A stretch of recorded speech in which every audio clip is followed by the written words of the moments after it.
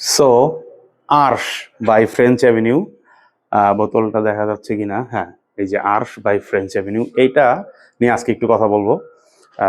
এইটা দেখবেন যে ইউটিউব, ইনস্টাগ্রাম কিংবা মিডল ইস্টার্ন ফ্রেগরেন্স নিয়ে যারা কথাবার্তা বলে তাদের মাঝখানে এটা খুবই হাইপড একটা ফ্রেগরেন্স। সো মানে এটার আসলে স্মেলটা কেমন, আসলে এটা কি হাইপ ওর কিনা। শুরুতে আমি এটা বলে নেই, এই ফ্রেগরেন্সটা is not for everyone. Alright, এই ফ্রেগরেন্সটা সবার ভাল লাগবে না, সবার স্টাইলের না, কিন্তু নোটগুলা কিন্তু ম্যাচ প্লিজিং স্টাইলের নোটগুলা, ঠিক আছে। যেমন আমি যদি বলি, শুরুতেই আপনি যখন স্প্রে করবেন সাথে সাথেই লেমন আর কিছুটা গ্রেপ ফ্রুটের একটা মিক্সচার পাবেন। মেইনলি আমার নাকে লেমনটা লাগে, এটা মানে যার হাতে স্প্রে করছি সাথে সাথেই তার রিয়াকশন হচ্ছে, আর এটা তো লেমনের স্মেল, লেবুর স্মেল, খুব সুন্দর একটা লেবুর স্মেল, এবং এটা ট্রু লেবু। এর সাথে যেটা চলে আসে সেটা হচ্ছে আলমন্ড অ্যান্ড নেরুলি। তো এই যে আলমন্ড নেরুলির কথা বললাম, আমার নাকে মেইনলি শুরুতেই লাগছে নেরুলি। তো আপনারা যারা মনে করেন যে ইমাজিনেশন, লুই ভুটনের ইমাজিনেশনের যে ক্লোনগুলো আছে, like like French tobacco by Ibrahim Al Qurashi, ওইটাতে নেরোলি খুব বেশি ডোজ দেওয়া। তো আপনারা যারা ওই ফ্রেগরেন্সের সাথে পরিচিত, তাদের নাকে এই নেরোলির ঘ্রাণটা লাগবে, আপনারা টের পাবেন যে যার মধ্যে একটা আর কি নেরোলির যে অরেঞ্জ অরেঞ্জ ফ্লাওয়ারের যে স্মেলটা, সেই স্মেলটা এখানে আছে।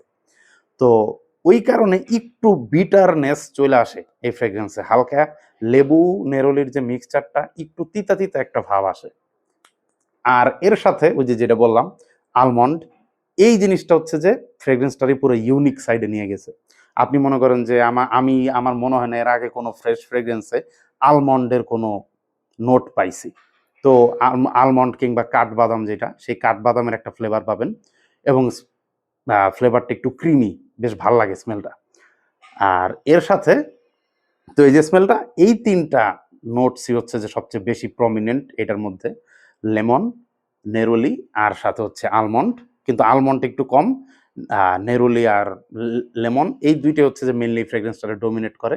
আর ফ্রেগ্রেন্সটা যত টাইম যায় আস্তে আস্তে, এইটার মধ্যে আপনি একটা জিনিস টের পাবেন, সেটা হচ্ছে এটার মধ্যে একটু স্মোকিনেস চলে আসে, একটু স্মোকি, একটু আর্থি একটা ভাইব আসে।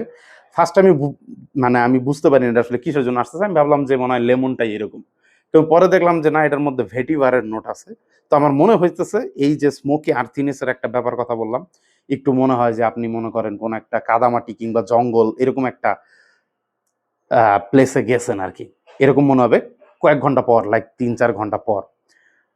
সো এই কারণে স্মেলটা একদিক দিয়ে ইউনিক, আরেক দিক দিয়ে আমি বলবো যে কিছুটা ম্যাচ প্লিজিং, বাট পুরাপুরি ব্লাইন্ড বাই ওর্দি না। এই জন্য আমি বলছিলাম যে সবার জন্য এটা হয়তো সবার এটা ভালো লাগবে না, কারণ একটু স্মোকিনেস আছে, একটু তিতা তিতা একটা ভাব আছে। মেইনলি এটা ফ্রেশ একটা ফ্রেগ্রেন্স, গরমে সামনে যে গরম আসতেছে, গরমের মধ্যে ইউজ করতে পারবেন। আমার কাছে খুবই হাইলি রেকমেন্ড করার মতো একটা ফ্রেগ্রেন্স মনে হয়েছে যারা ইউনিক ফ্রেগ্রেন্স খুঁজেন আর কি। তো এটা মেইনলি হচ্ছে নাকি গার্লাইনের প্লাটিন প্রিভে কিংবা আইডিয়াল কোলোন, ওই ওই ফ্রেগ্রেন্স গুলার ক্লোন। আমি ওই দুইটা স্নিফ করি নাই, সো আমি মানে এটা আসলে কতটুকু ওগুলার সিমিলার সেই ব্যাপারে আমি কমেন্ট করতে পারতেছি না।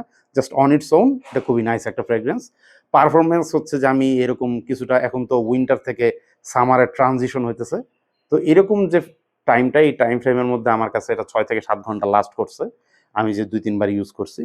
তো হয়তো বা টাইমের সাথে পারফরমেন্স বাড়তে পারে, আবার একদম ডিরেক্ট হাই হিটে কিরকম লাস্ট করবে সেটাও একটা মানে বড় ব্যাপার। তো এই হচ্ছে আমার এটার ব্যাপারে আমার অপিনিয়ন। হোপফুলি হচ্ছে যে আমি আপনাদের পারচেস ডিসিশনে একটু হেল্প করতে পারছি। Thank you, I will see you in the next one.